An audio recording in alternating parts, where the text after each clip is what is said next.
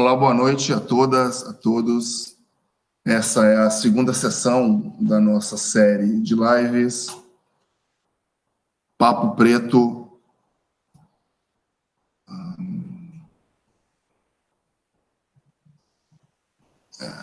efeitos, desculpem. Essa terceira sessão de nossa série Papo Preto, a crise do coronavírus de uma perspectiva transnacional afro-queer. Eu sou Osmundo Pinho, sou professor de antropologia na Federal do Recôncavo, em Cachoeira. Agradeço a presença, a participação, o interesse de todas, de todos na nossa discussão, no nosso diálogo. Na semana passada tivemos aqui uma conversa muito interessante, muito importante, com o Atufani Paul, estudante de doutorado na Brown University, nos Estados Unidos. Essa semana teremos uma conversa, um diálogo com o antropólogo colombiano Franklin Gil Hernández, e semana que vem, a última sessão de nossa série, com a participação do Felipe Couto, ativista, performer de São Paulo, que irá então contribuir com a nossa discussão.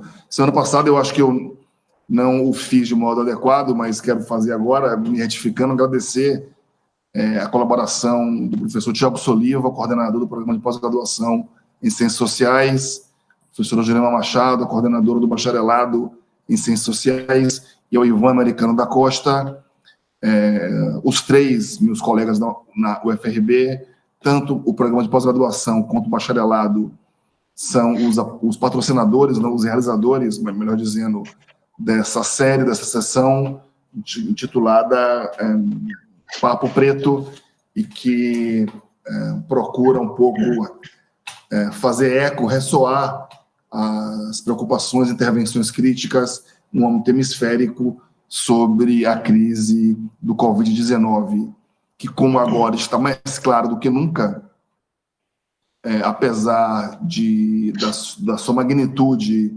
avassaladora, a crise tem efeitos distintos em distintas seções, em distintos setores da população, atingindo de modo mais duro, de modo mais grave, de modo mais letal as populações afrodescendentes ou outras minorias étnicas, como no caso dos Estados Unidos, são os latinos.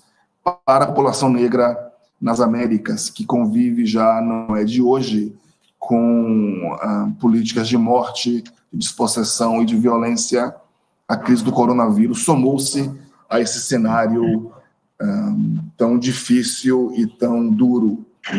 Então, para nos dar uma perspectiva desde o contexto colombiano, contaremos hoje, então, com a presença de Franklin Gil Hernández, que é antropólogo, pesquisador, professor na Escola de Estudos de Gênero da Universidade Nacional da Colômbia, doutor em antropologia pela mesma universidade, tem trabalhado com os seguintes temas: gênero e sexualidade, direitos sexuais e reprodutivos, militâncias sexuais e raciais, história da cidade e da sexualidade, aborto, gênero e direitos humanos, saúde sexual e reprodutiva, discriminação racial, sexual e de gênero, relações raciais e racismo, relações entre gênero, raça, classe, sexualidade, gênero, sexualidade e esporte. Franklin é um pesquisador destacado, com uma atuação já muito reconhecida no ambiente acadêmico crítico latino-americano, além do mais, um amigo querido. Então é um grande prazer tê-lo aqui para abordarmos esses temas. Por favor, Frank.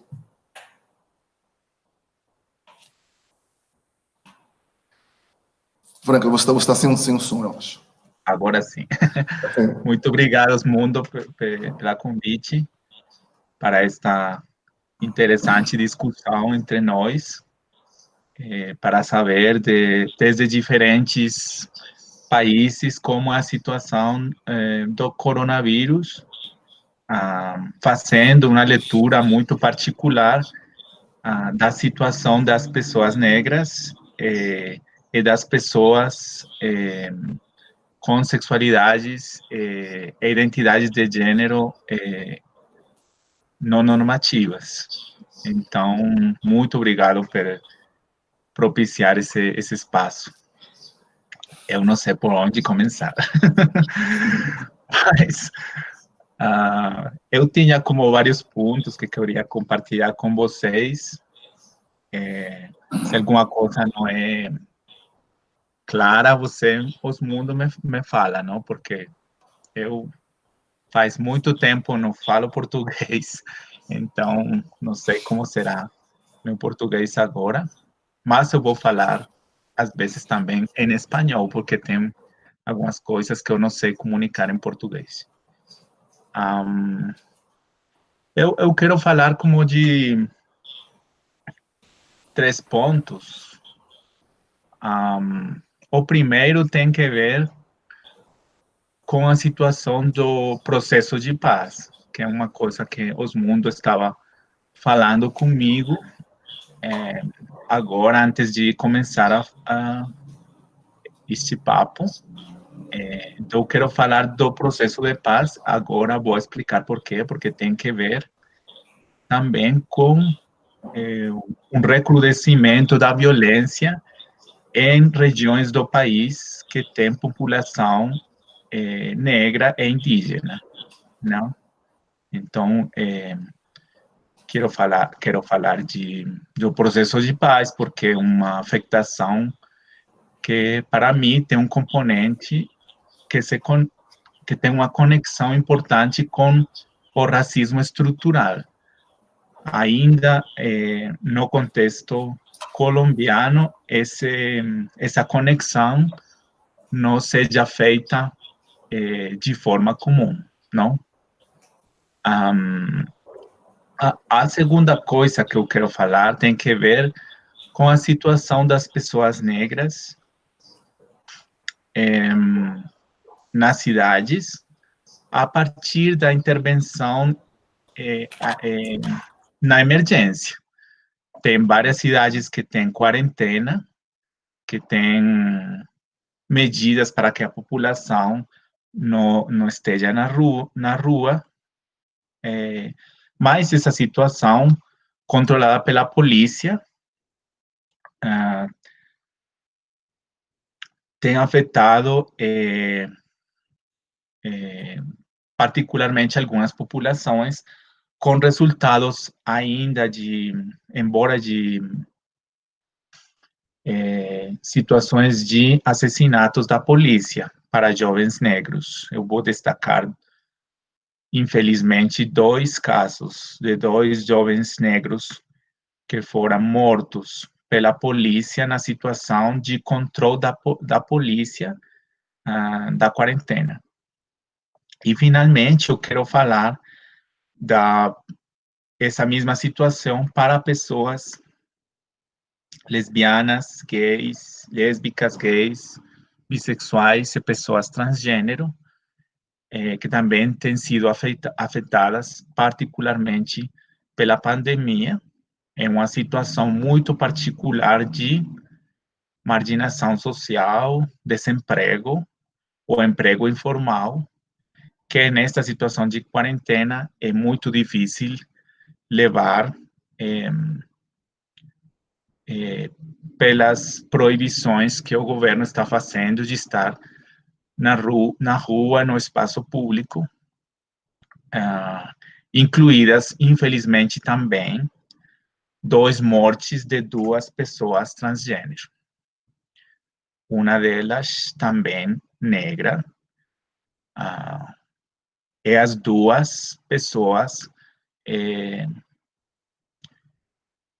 com HIV. Então, esses cruzamentos também serão. Então, sobre a primeira questão, eu não vou deter muito, porque isso tem muito detalhe, mas para pessoas que nos estão escutando, Colômbia está em um processo de pós-acordo com um grupo armado, que eram as Forças Armadas Revolucionárias da Colômbia, FARC-EP, que no ano 2016 assinaram um acordo de paz com o governo colombiano, sim? Na chegada do governo atual, que é um governo que representa e tem um perfil parecido do governo atual do Brasil, no jeito que é uma elite política que representa um certo setor industrial muito associado a um certo setor industrial rural, que está muito associado com o deslocamento de populações campesinas e acaparamento de terras, sim? Também com uma visão muito conservadora da sociedade e uma agenda, digamos, muito conectada com isso, familista, conservadora, também fazendo muito trabalho em conta das políticas de diversidade sexual e de direitos das mulheres. Mais uma questão que é muito importante desse governo é que eles chegaram ao poder com a promessa de debilitar o processo de paz com este grupo armado, não? Então, a situação, desde meu ponto de vista, sem idealizar, depois da firma dos acordos, muitas regiões da Colômbia que estavam muito afetadas pela guerra, a partir dos acordos de paz, foram entrando em uma situação mais tranquila, não? Não somente mais tranquila em termos de finalização do conflito armado, mas também de promessa de uma situação econômica melhor. Embora com a gestão que está fazendo este governo, com os acordos estão sendo degradados, muito degradados. Eles são muito inimigos das instituições que geraram o processo de paz, é decir, a justiça especial, que as instituições para seguir os acordos de paz, para fazer justiça dos crimes de guerra, para encontrar os desaparecidos da guerra, e eles estão debilitando muito os processos. O resultado é um debilitamento ainda econômico, que com a situação agora de emergência é uma boa ocasião para restar, por exemplo, dinheiro destinado para o processo de paz, para fazer outras coisas, não? Então, a situação da pandemia é uma situação ideal, não só para ocultar a forma como eles estão procedendo, mas também para priorizar questões de saúde pública e quitar fundos do processo de paz. O resultado é que muitas destas regiões estão sendo muito afetadas novamente pela guerra. Em algumas regiões, a guerra nunca se foi, não? Sempre estive. Mas algumas regiões que estavam mais tranquilas têm uma ativação muito forte do paramilitarismo, grupos armados associados com narcotráfico, mas também grupos armados que têm umas conexões com terratenentes industriais rurais que patrocinaram deslocamento das populações campesinas. Mas essas populações não são somente campesinas. Nessas regiões são particularmente habitadas por população indígena e população negra. Eu quero dar alguns dados disso. Desde este acordo de paz, no ano 2016, aproximadamente, porque não temos dados totalmente certos, temos fontes diferentes, e seguramente tem muito subregistro, mas se pode falar que aproximadamente 442 pessoas que lideravam processos comunitários, defendiam direitos humanos, foram assassinadas depois da firma dos acordos. Mais de 500 pessoas, não?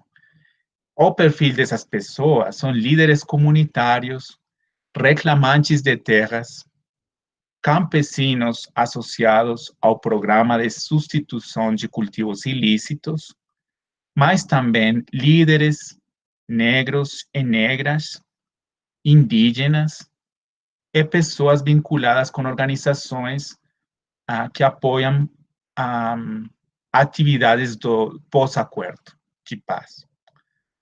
Além disso, estamos falando de 2016, mas também agora, com a situação da pandemia, tem uma situação particular.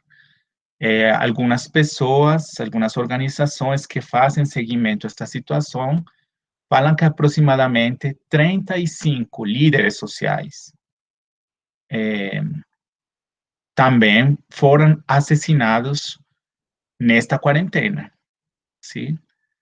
E muitos deles estão concentrados em departamentos como Cauca. O departamento é a forma administrativa que Colômbia tem, organiza as regiões, não? Como os estados de vocês, nós temos departamentos. O departamento do Cauca, que é um departamento muito importante para a questão que eu vou falar agora, é um departamento onde particularmente o recrudescimento da violência está presente nessa região. E o Cauca é um departamento com uma presença muito forte, tanto de populações indígenas como de população negra.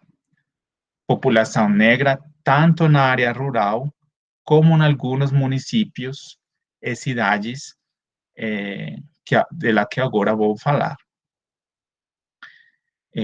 Também podemos encontrar aproximadamente mais de 200 ex-combatentes das Farc-EP, que foram também assassinados, muitos nesses territórios de que estou falando.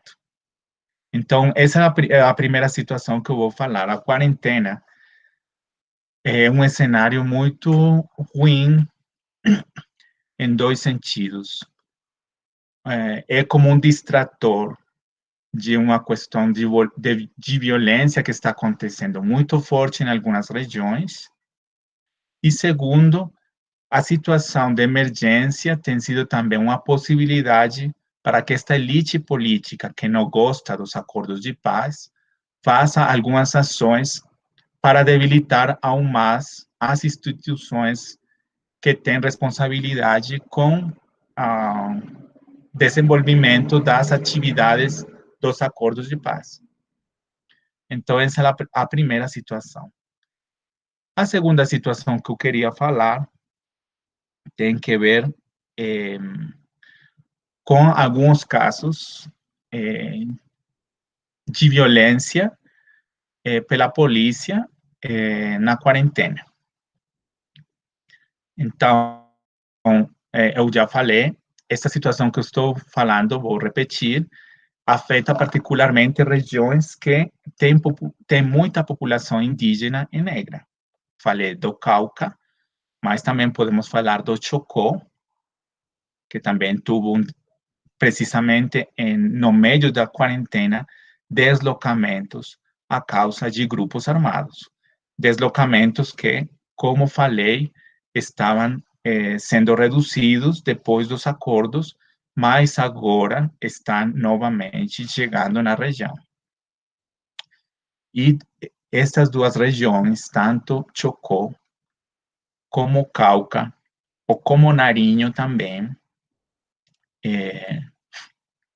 particularmente nas costas, na cidade de Tumaco, cidades cidades como Buenaventura, no outro departamento, que é o Valle del Cauca,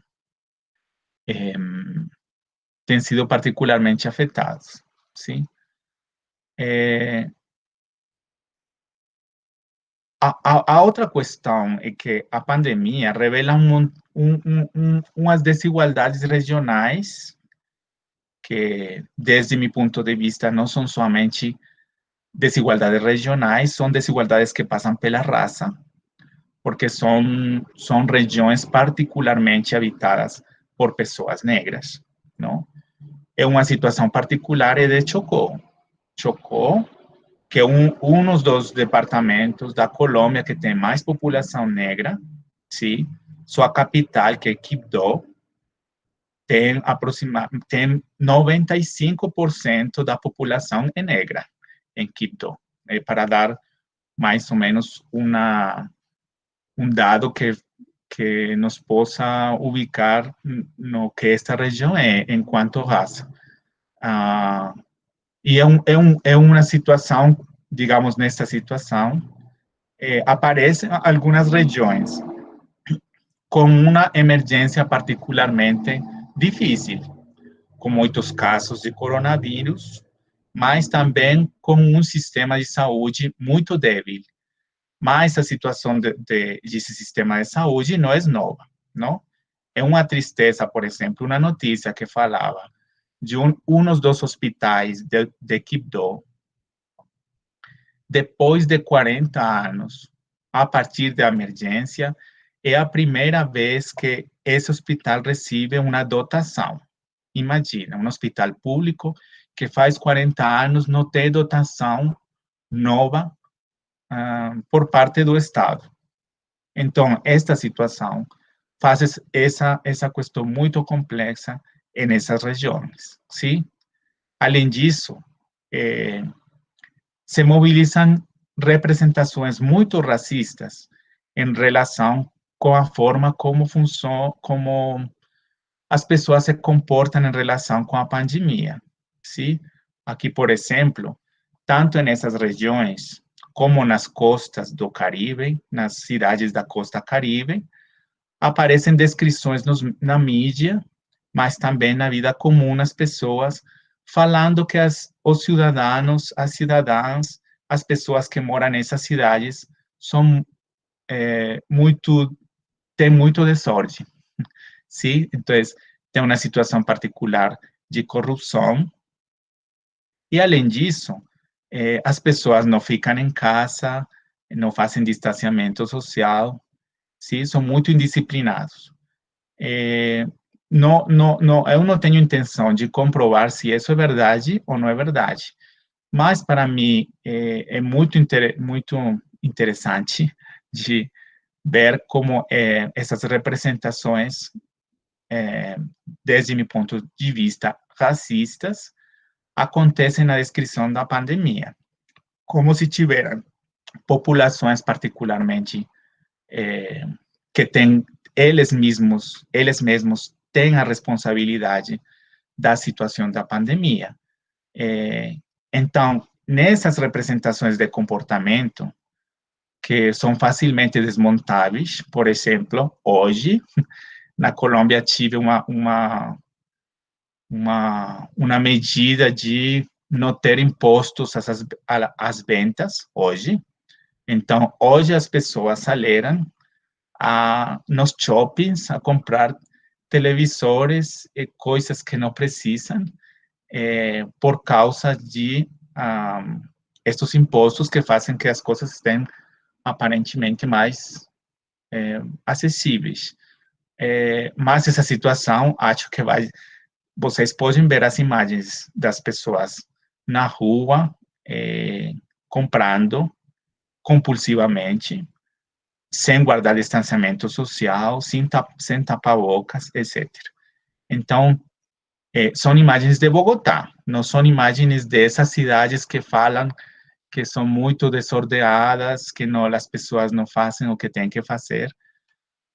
Então, insisto em que é uma representação racista da situação que culpabiliza as populações da situação com coronavírus quando a situação é mais da desigualdade histórica que tem essas cidades, que tem essas regiões, em relação com o sistema de saúde muito débil, com um sistema de saúde desabastecido, e que não tem uma prioridade nos governos locais, mas também no governo nacional. A segunda situação que eu queria falar tem que ver com a intervenção da polícia para manter, digamos, a ordem nesta situação, não? Uma questão que tem feito vários países, incluindo Colômbia, é fazer estes processos de que as pessoas não vão na rua, não? Fazem quarentenas ou esquemas particulares de ficar em casa, que implicam trabalho em casa, mas também implicam restrições na mobilidade. Essas restrições têm gerado questões muito problemáticas, sim? Eu vou falar de uma delas, que é a instituição que controla, a polícia.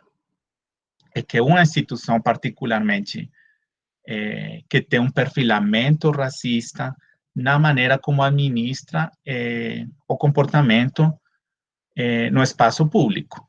Essa questão está muito pouco estudada aqui na Colômbia. Acho que vocês conhecem mais esse fenômeno no Brasil, mas também aqui tem um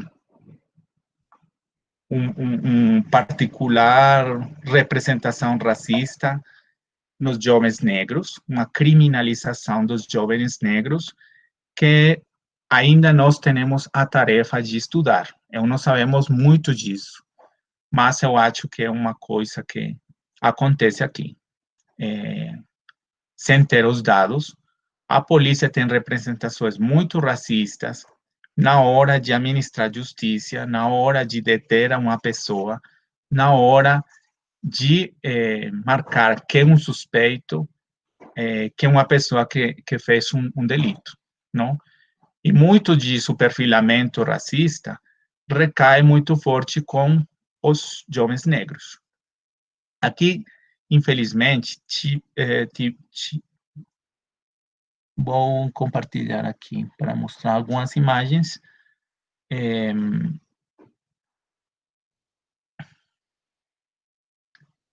Me fala os mundos se estão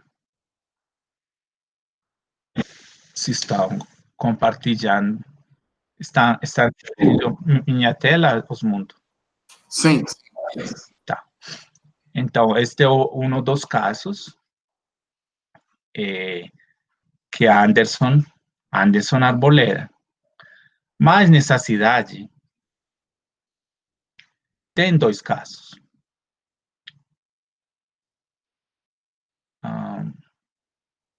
Este é outro menino.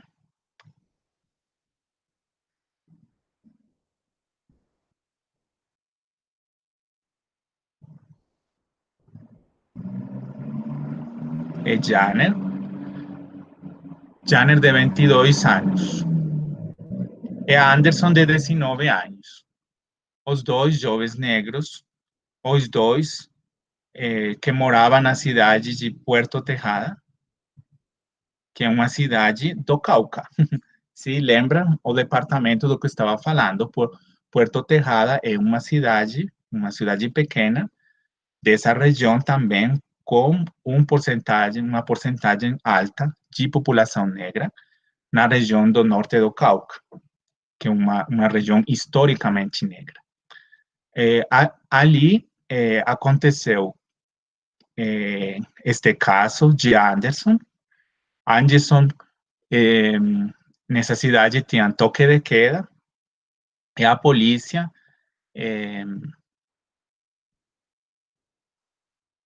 ele estava na rua com sua namorada, acho, e ele foi compelido pela polícia, e depois, em uma situação confusa, ele recebeu na cabeça 3 golpes que fez o policial que intervinha no caso. E, finalmente, Anderson teve dor da cabeça e no dia seguinte ele foi no hospital e ele morreu, sim? Ele morreu depois dos golpes da polícia.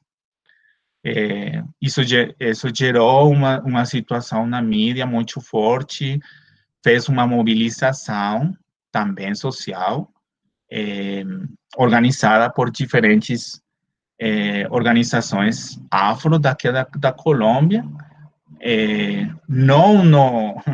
digamos, não na escala que tem nos Estados Unidos, como aconteceu com George Floyd, mas tive várias manifestações. Ocorre também que naquela cidade ele não era o único, não? Estava este caso, que é de Jaime, que tem 22 anos, e que também, Jaime, a diferença de Anderson, ele foi baleado pela polícia. E a situação é diferente porque Anderson digamos, não sabe a responsabilidade de quem foi. No caso de Janeiro, sim, tem identificado o policial que estava involucrado na situação. Ambos casos estão sendo pesquisados, mas ainda sem nenhum resultado. Infelizmente, na Colômbia, eu acho que não é uma sensibilidade que está crescente, mas ainda eu acho que sempre se pensa o racismo, particularmente a violência racista da polícia, como uma coisa que acontece nos Estados Unidos, sim? Isso não é um problema nosso, é um problema de lá, sim? Aqui não tem racismo de fato. Mas, como falei, é uma situação que temos que pesquisar mais. Está mudando a sensibilidade com essa situação a partir desses casos, mas, como vem, eu acho que isso não vai gerar uma mobilização muito forte, não? Fazendo a comparação com o que aconteceu nos Estados Unidos. Mas também a população LGBT está afetada, sim? Eu quero falar também de 2 casos. Um que aconteceu aqui na Bogotá. Na Bogotá, aconteceu que uma mulher transgênero, que era trabalhadora sexual, aqui no centro da cidade, eu moro aqui perto do centro, aqui no centro da cidade, na zona que tem exercício da prostituição, que é aqui perto, ela também tinha um diagnóstico de HIV e tinha sintomas de coronavírus, acho. Então, ela acudiu a uma ambulância, fez uma chamada para que ela fosse atendida pelo sistema de saúde e ela não foi finalmente atendida. A denúncia foi feita pela Rede Comunitária Trans, que é uma organização de pessoas trans de Bogotá, que fez uma denúncia muito importante, que teve um impacto mediático. Vários periódicos fizeram notas sobre esta situação, que é a situação de... Não encontro aqui a nota. De Alejandra, que é o 29 de maio, pela negligência de funcionários da saúde pública da Bogotá, ela morreu. Ela finalmente morreu. E o mais grave da situação, que ao parecer os profissionais da saúde, quando receberam a informação de que ela tinha HIV, eles não levaram ela para o hospital. Tem outra situação durante a quarentena na cidade de Cartagena.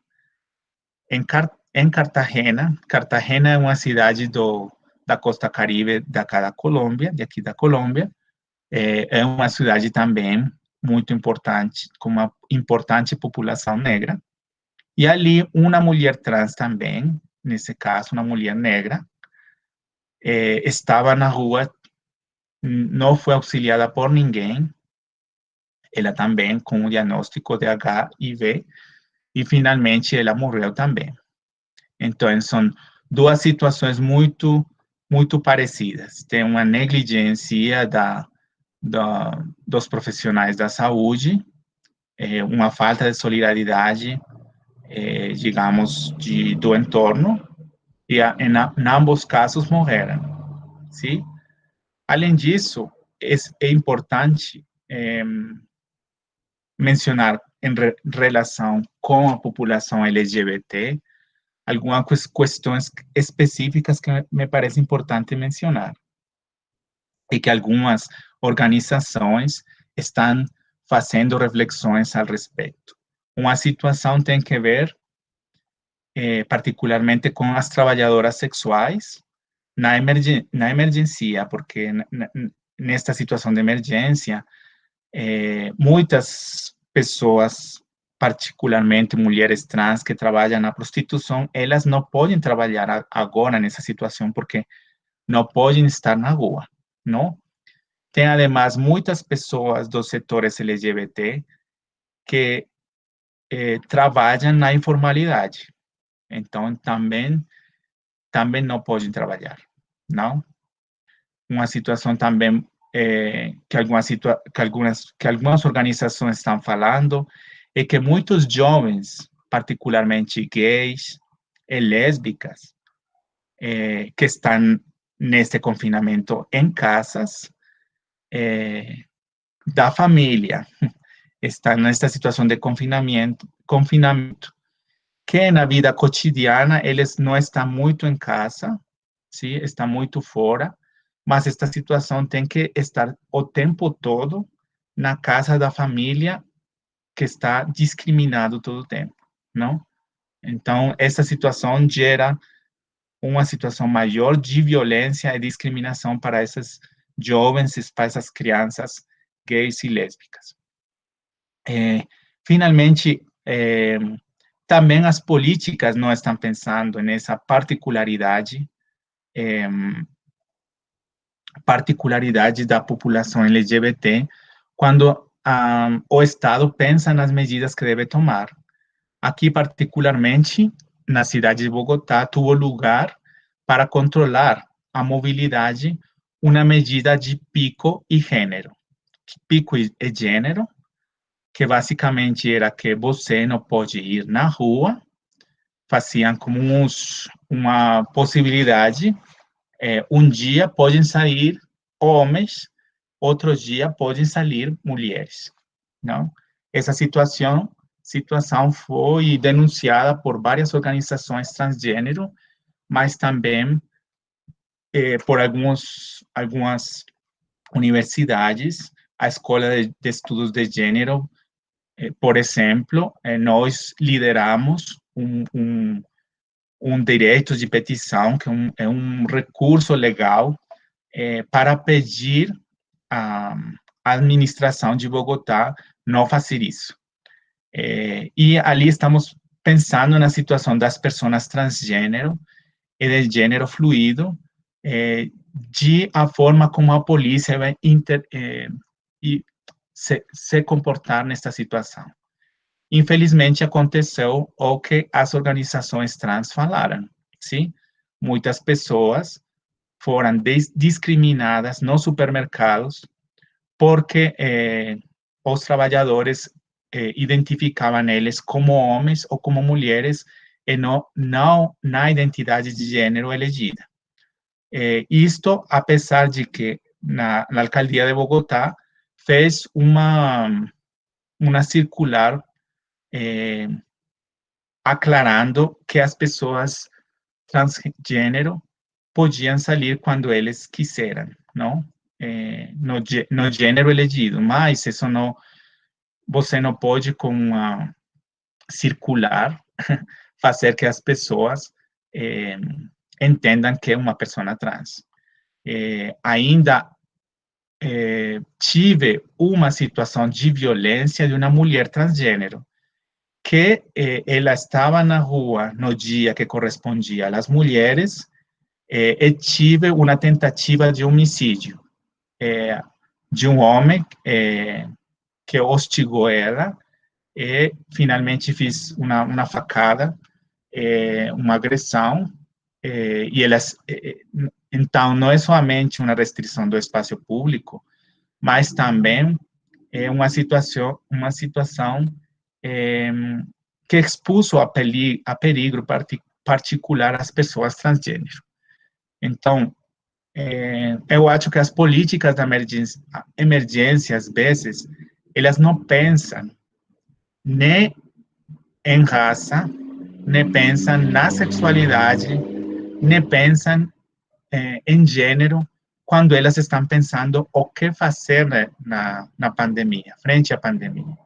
Então, eu acho que esses exemplos mostram a falta de sensibilidade das políticas para atender a emergência, mas também como a emergência põe em evidência uma situação de desigualdade no gênero, mas também na raça, na sexualidade, que é evidente que está ali, sim, está aí, né? Não é uma novidade da emergência, mas a emergência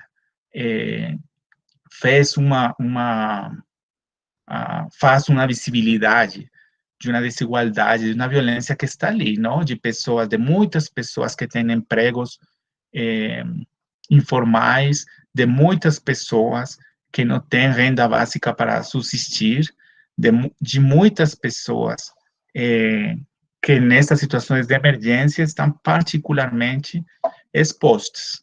Se essa situação da polícia também não é uma situação particular da emergência, é uma situação cotidiana.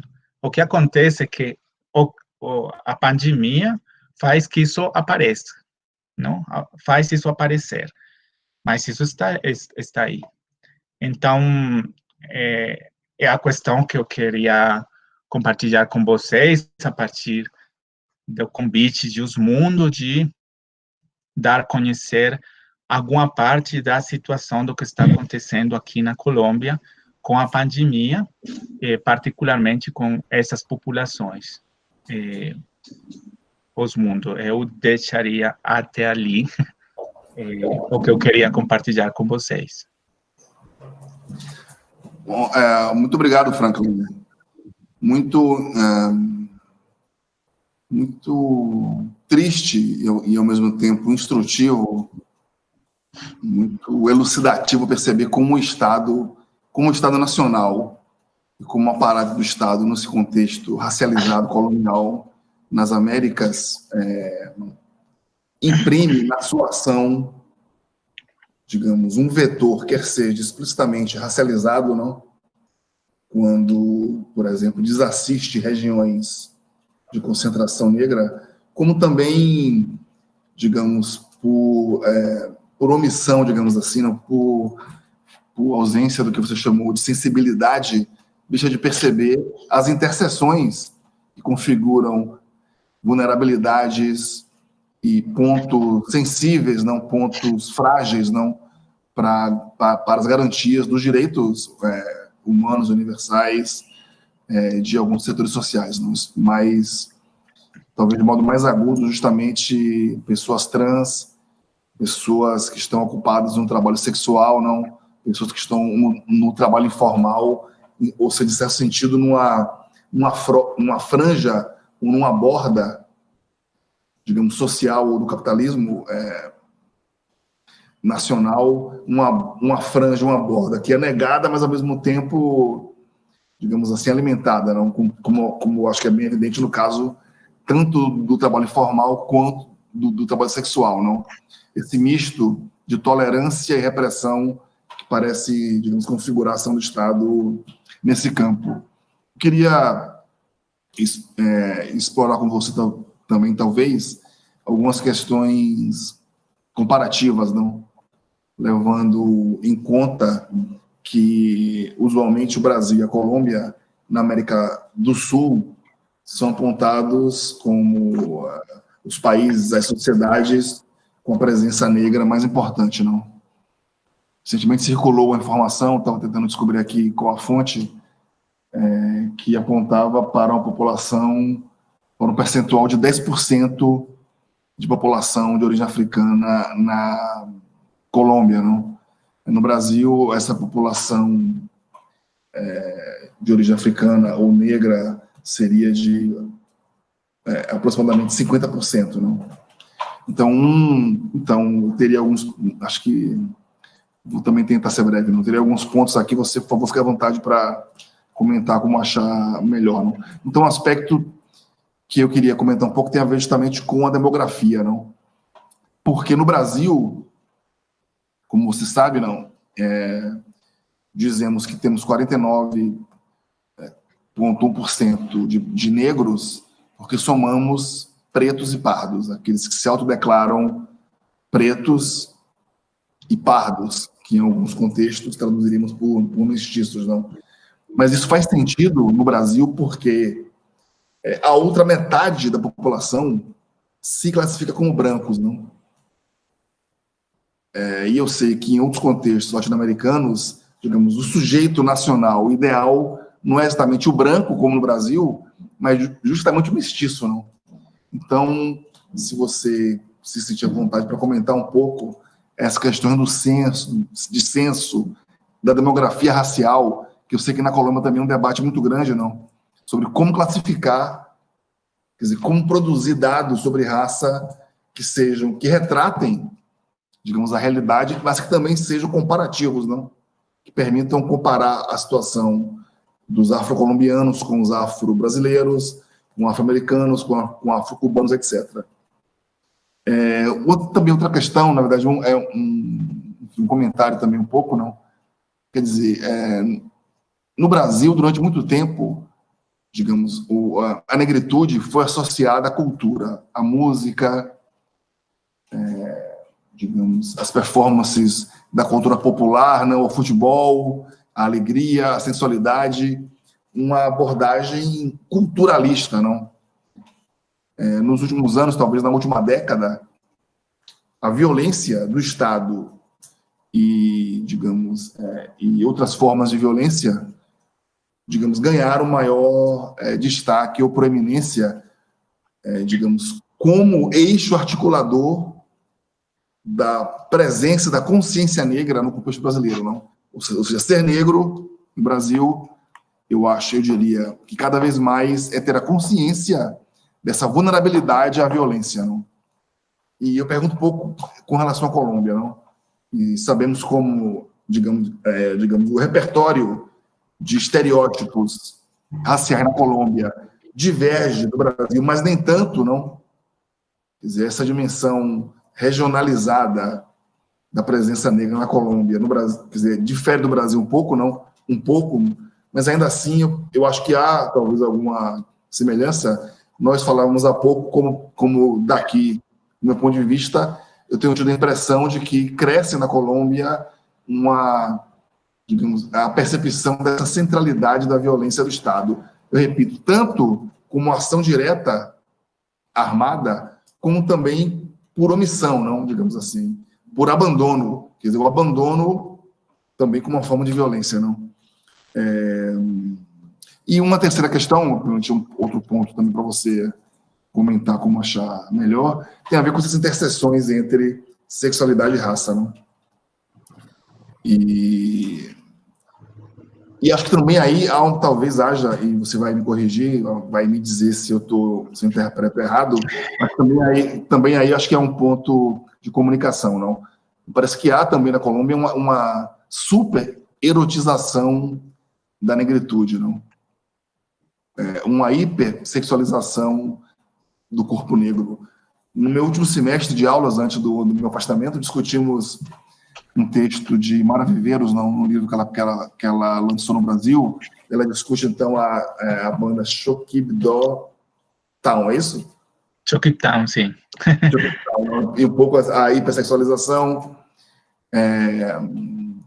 E mesmo, diria, talvez, é um pouco mesmo em ambientes, talvez, ou talvez, principalmente, eu não sei, em ambientes na LGBT, há um reforço, talvez, um pouco dessa estereotipização e hipersexualização. No Brasil, conhecemos o trabalho de Maria Elvira Benítez, que atua no Brasil. Então, um pouco esses 3 pontos para o seu comentário, não? A relação, quer dizer, o culturalismo ligado à presença negra, a demografia da raça e a relação entre, digamos, negritude, sexualidade no ambiente LGBT. Enfim, se você se sentir na vontade. Vamos ver os mundos. Então, sim, tem precisamente, a Colômbia tive censo da população, censo geral da população, no 2018, um censo atrasado, porque o censo devia ter lugar no 2015. E o resultado da autorreconhecimento étnico-racial foi um caos. O resultado do censo do 2005 é que a população negra da Colômbia é 10%, não? Esse é um dado que é diferente do dado do Brasil, porque o censo colombiano não tem uma recoleção do dado a partir da cor da pele. É uma pergunta de autorreconhecimento que tem diferentes categorias. Algumas delas de cor de pele, mas também muito categorias culturais, não? Então, você no censo, as pessoas não respondem se são brancas, negras, pardas, como no caso do censo brasileiro. As pessoas respondem se elas pertencem a uma comunidade indígena, sim? E tem nessa pergunta de etnicidade, que é uma pergunta mais de etnicidade, você deve contestar se você é afrocolombiano, negro, mulato, e as outras categorias que tem são raizal e palenquero. Então, são categorias muito difíceis que têm que ver com a história a política da negritude aqui na Colômbia, que é muito diferente lá no Brasil. Tem muitas críticas a isso. Eu acho que nós devemos ter o dado de cor de pele e o dado étnico, diferenciados. Porque as pessoas podem ser negras e não ter cultura negra, sim? Mas o resultado desse 10% tem que ver com isso. O último censo foi um desastre. A população negra na Colômbia desceu. Desceu como 2 pontos. Eu não lembro exatamente, mas acho que como 7% da população é negra agora. Como 3 milhões de negros desapareceram no ar. Além disso, é contraintuitivo, porque acho que há tendências que as pessoas agora se autorreconhecem negras mais facilmente. Eu achava que o resultado do censo ia ser maior, e não foi assim. Então, tem que fazer mais pesquisas para saber o que aconteceu com o censo. Algumas pessoas, alguns estudos falam que a população negra de Colômbia, digamos, é mais precisamente 20%. Eu acho que essa é a porcentagem mais perto da realidade, entre 20% e 25%. mas esse não é o dado oficial, porque o dado é com uma metodologia muito culturalista, que tem que ver com a história das políticas étnicas na Colômbia. Efetivamente, essa política culturalista que está tanto nas políticas públicas como na academia ainda, isso está mudando. Eu acho que o mundo conhece mais as pessoas que temos um trabalho procurando conhecer mais a raça e o racismo, mas o campo de estudos afrocolombianos, em geral, está mais desenvolvido com um paradigma mais culturalista, interessado em conhecer umas especificidades culturais de pessoas negras que moram em contextos rurais e em contextos muito específicos. Mas os dados mostram que a população negra na Colômbia é principalmente urbana. É urbana, está nas grandes cidades, e está totalmente desatendida das políticas públicas, porque as políticas públicas estão pensando na população negra que os antropólogos construíram, não? Isso tem uma história que eu não vou aqui falar muito, que é muito complexa. É muito importante o que aconteceu com a Lei 70. Eu não vou falar que isso é ruim, isso é muito importante, porque a Lei 70, ainda com essa orientação, é muito importante para que as pessoas negras que moravam nessas regiões tiveram acesso à terra. Então, esse paradigma é muito importante na história das pessoas negras, particularmente que moram na costa pacífica, sim? Mas essa noção de população negra que construiu a antropologia é muito limitada para entender a população negra, por exemplo, que mora nas cidades, porque é muito diferente. É uma população enfrentada ao racismo cotidiano, à segregação urbana, fenômenos que são muito pouco estudados aqui na Colômbia. Então, isso. Como você falou, a questão é muito parecida, não? Esses estereotipos sexualizados sobre as mulheres negras, particularmente, mas também sobre as mulheres trans, porque na sociabilidade LGBT também acontece isso. Os homens negros são erotizados a partir de representações muito sexualizadas sobre o desempenho sexual, sobre o tamanho do pênis, sobre muitos imaginários sexualizados que tem que ver com essa representação incivilizada que se tem de as pessoas negras, e particularmente do homem negro, que a representação do homem negro passa muito por este registro da sexualidade, não? Porque parte de inferiorizar essa pessoa passa por inferiorizar a partir da sexualidade. É um objeto erotizado que tem uma dupla dimensão. Há uma coisa exotizada que parece positiva, de que o negão é bom para transar, mas isso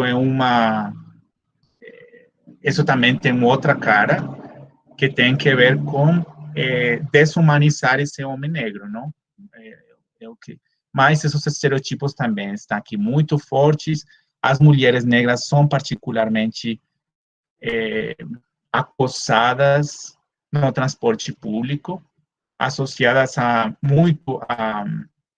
a estereotipos de sexualidade, que o resultado disso é o acoso sexual na rua, particularmente nas cidades como Bogotá, onde a população negra é menor, aunque tem muita população negra aqui.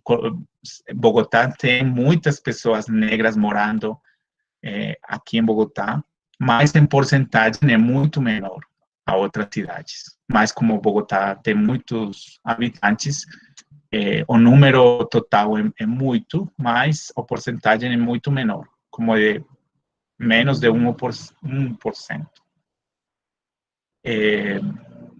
Assim lembro as coisas, não sei se tomei todas as coisas que você estava perguntando, os mundos. Sim, Sim, Frank, obrigado. Sim, obrigado. É, eu poderia, talvez, tristemente, reportar que eu próprio já, uma ocasião em Cali, já precisei intervir porque uma pessoa, um homem, assediava de uma maneira desrespeitosa uma colega negra, não, uma pesquisadora peruana que estava comigo em uma situação e foi muito intenso, não. Eu falo de Cali, mas obviamente situações assim ocorrem também no Brasil, na Bahia, é claro, o tempo inteiro, não. Há aqui uma questão que a Beatriz Giuliani nos enviou, eu vou ler aqui para que todos saibam, e se você também tiver de sentir à vontade para comentar um pouco. Beatriz diz: poderias explicar um pouco mais a questão da debilitação do acordo de paz? Isso demonstra a fragilidade do acordo? A pandemia entraria como um, entre aspas, bom pretexto para se afrouxar os pontos do acordo? sim, um abraço a Beatriz. Um abraço, Beatriz. Aproveito para enviar para você. Sim, infelizmente, eu acho que o acordo de paz, para mim, mais que um acordo específico com um grupo armado, era a oportunidade de redesenhar a sociedade. De fato, eu acho que as coisas mais importantes do acordo de paz têm que ver com o acesso à terra, não? Praticamente fazer uma reforma rural, uma reforma da possessão da terra, que é para mim a matriz, a origem do conflito armado da guerra na Colômbia. Isso é histórico. Sempre tem que ver com a terra e com a desigualdade. Então, muitos dos pontos do acordo de paz estavam apontando para ter uma sociedade mais igualitária, não? Então, a representação que eu falei de o governo atual representa um setor da sociedade que eles não gostaram do acordo de paz, nunca gostaram. Quando eles chegaram ao poder, o acordo está ali. Eles não podem fazer nada porque o acordo está ali. Não podem fazer eles não podem quitar. Se eles gostariam de quitar, mas eles não podem. Mas o que eles estão fazendo é debilitar institucionalmente. E estando no governo é muito fácil, não? Agora com a emergência, o que eu falei, por exemplo, fundos que estavam destinados para as instituições responsáveis da justiça, por exemplo, na guerra, de medidas que estavam associadas aos acordos de paz, eles quitaram esses fundos, não? Então, são instituições que ficam com muita debilidade, sem grana, sim? E, além disso, com uma margem de maniobra muito fraco, porque esse governo não permite. Todo o tempo eles estão bombardeando as instituições como a Justiça Especial para a Paz, como a Comissão de la Verdade, que são instituições que têm que ver com os acordos. Eles não gostam delas, não gostam das decisões que elas tomam, e todo o tempo esses políticos estão fazendo presença na mídia, mas também estão fazendo um trabalho para debilitar as ações dessas instituições. Então, infelizmente, o panorama é difícil, mas eu acho que a gente tem que ter esperança, saber que este governo é temporal, e que está na nossa responsabilidade ter um governo que seja positivo com esse processo. Eu acho que é possível recuperar, mas também eu acho que estamos num momento muito difícil, porque não somente debilitamento de ações, estamos falando de pessoas mortas, não somente nessas regiões onde a guerra está muito forte, mas também de pessoas desmobilizadas dos grupos armados que têm sido assassinadas nestes anos do pós-acordo. Então, eu acho que, Beatriz, que não é uma debilidade do acordo mesmo, é uma debilidade da institucionalidade que tem que desenvolver as ações do pós-acordo, e que não se pode fazer sem uma política positiva, sem uma política que identifique que esse processo é importante para a sociedade. Infelizmente, não estamos neste momento. Nesse momento, estamos numa situação que o governo que está no poder, eles não querem os acordos de paz, eles não querem a paz, eles não estão de acordo com as reformas que estão propostas nos acordos de paz, porque, como falei, é uma elite que está muito relacionada com a elite de terratenientes e de indústrias rurais, que tem muitos interesses nessas regiões, que tem muitos interesses. Por exemplo, outra vez aparece Cauca. Por que Cauca? Cauca é uma região de uma história escravocrata muito forte, mas também é uma região de indústrias rurais, não? E que tem umas famílias descendentes de escravistas também,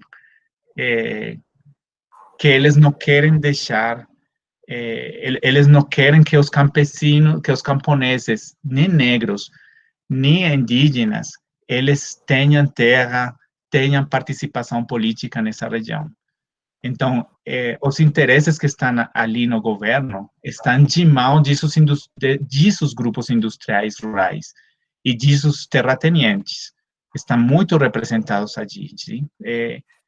Acho que tem muita semelhança com o que acontece no Brasil, não? Que tem também essa relação. E os acordos de paz, precisamente, estavam orientados a debilitar a possessão da terra desses setores, não? Então, eles não vão largar mão de essa oportunidade de não deixar acontecer essa democratização na propriedade da terra, não? E por isso a ativação do paramilitarismo é conveniente para esses interesses. Eles estão deixando, eu falei de mais de 400 pessoas mortas nesse processo, e o governo, eles são muito passivos com o que acontece. Eles deixam que aconteça, que esses grupos armados sejam cada vez mais fortes, porque eles não têm interesse de que isso não aconteça, porque mientras estão esses grupos armados nessa zona, esses grupos armados asseguram que a situação continue do mesmo jeito que estava antes dos acordos, sim? Que é uma situação que o acordo quer reparar, mas eles não querem mudar essa situação. Esses grupos não são somente, porque aqui o discurso é sempre que isso tem que ver com narcotráfico. Tem que ver com narcotráfico, mas não é somente. Eles também têm que ver com os interesses de industriais rurais muito particulares, que não necessariamente são do narcotráfico, não? São de indústrias muito precisas de produção, de acaparamento da terra, de gado, não? Tem muitos ganadeiros ali também. Então, não é somente narcotráfico, são interesses de uma elite de terratenientes que tem grandes possessões de terra, não? Não é casual que agora, com a pandemia, eu acho que em Brasil também aconteceu isso, tem um desmatamento também muito forte.